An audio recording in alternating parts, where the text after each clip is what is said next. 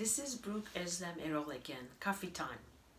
I don't have my coffee mug with me because I need to put this in my hand and not to remember some of the things that I want to share with you.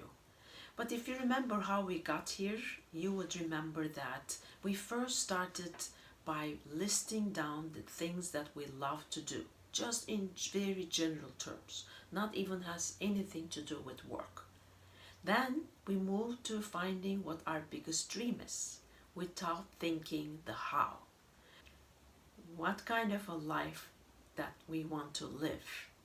What does it look like? Who is in it? What are we doing? And we should not be thinking about the how as we write that down. And then once we wrote it down, we were talking in the last video that we come up with a lot of reasons why that dream cannot happen for us, especially if it doesn't look like a plan where you know all the steps, but really a big dream that you would love to achieve. And those excuses do not seem like excuses to us. They are so real. There are circumstances.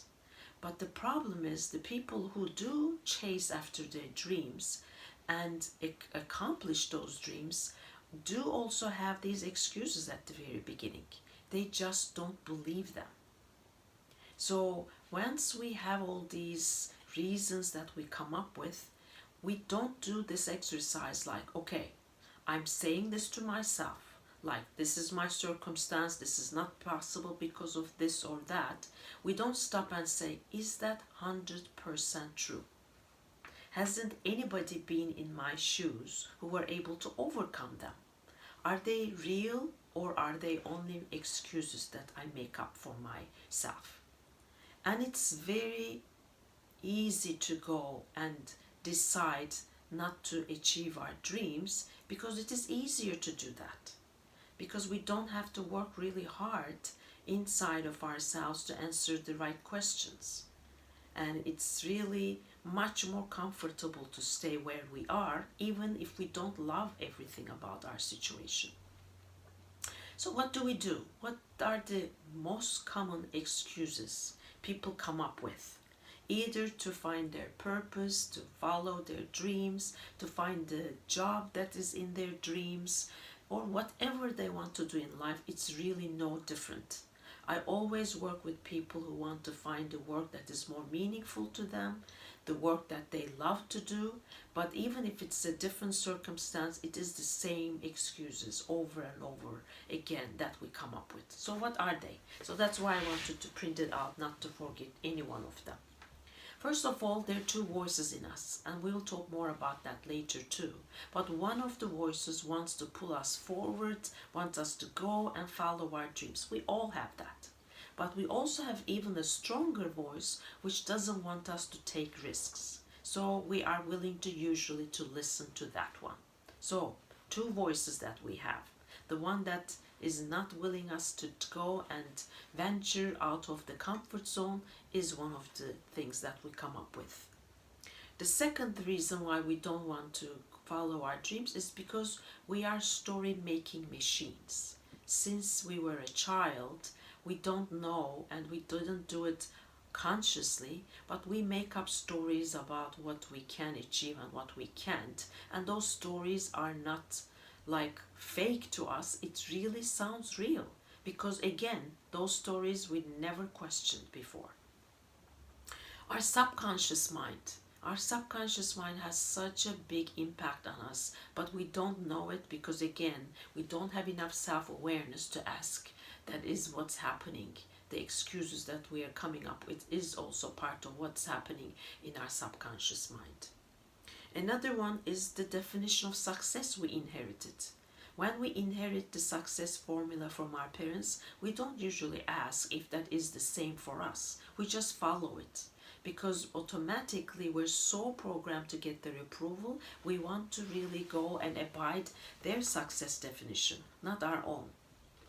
Another one which is really real for all of us is the fear. Fear of going after something that we really want, but then the fear of failure follows that, right? We have a lot of fear to go after something that we don't know how to achieve. we don't know the steps. We don't know where to go from A to Z. And that's not usually how our mind works. And we have a version of never blank enough.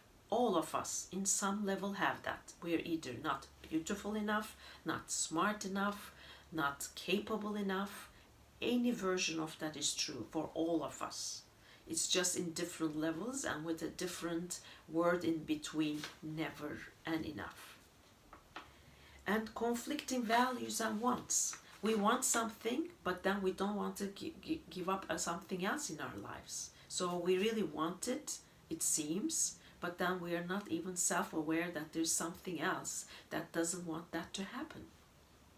And there's very many unquestioned beliefs. We have so many of them, and we're going to talk about that too. But when we don't question our beliefs, we just stay in the same place. Victim of circumstances, that's a very common one too. I have grown up with a very dysfunctional family. I don't have enough money. I am not strong enough. I'm not young enough. I'm not old enough. Whatever that might be. There's a lot of victim of circumstances that we found ourselves in.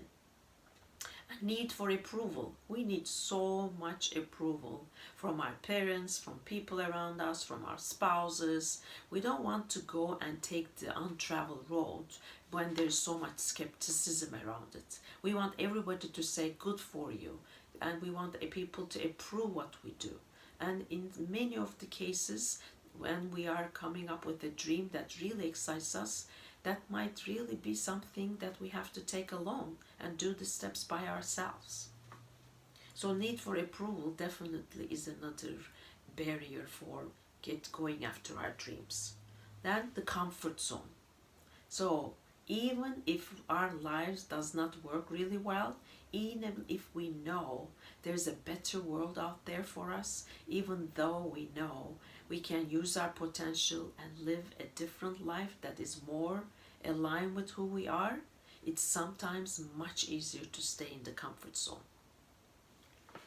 And it is not an excuse, but in human psychology we also have a negativity bias. So that is also one other reason why we want to stay where we are, because we will hear all the negative comments about what we want to do. We even hear our negative voice more than the positive one.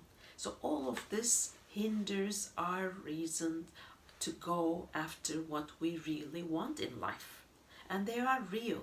This is why I have a list of them, because I have seen lots of my clients go through them. I went through them. I still have some of these that I'm still working on. So what is the way to overcome them though? One thing that we have to know is to really understand how we can create self-awareness. Because unless we know these are the things that we're coming up with in our thoughts, we are not aware that these could be only excuses or barriers to overcome. They just seem so real to us, and we just give up very easily. And in one part of our hearts, we know that it is possible. We just don't even want to dig in enough. We don't want to do the work enough to go after it. And it's okay if we make that decision and if we already love our life the way it is. But if you have that voice in you which says, you can do better, I know there's a better life for you. If there is a voice that pulls you forward, it doesn't leave you alone. So at the end, you either decide to go after it and do the work, the inner work, so that you can get over these barriers, or you just say, I have a good life, it is okay, and it's okay if I go on like this. So, and we have both kinds of people in this world. If you are the kind who wants to look into this and want to have a better life than the one that you already have, then it is worth trying to increase our self-awareness to figure out how to overcome these. So next time we're gonna dig into more details and have more examples of what these look like so that you can identify them into yourself. Okay, thank you very much. Good to have you. Hopefully you stay happy and healthy until I see you next time. Bye-bye. you.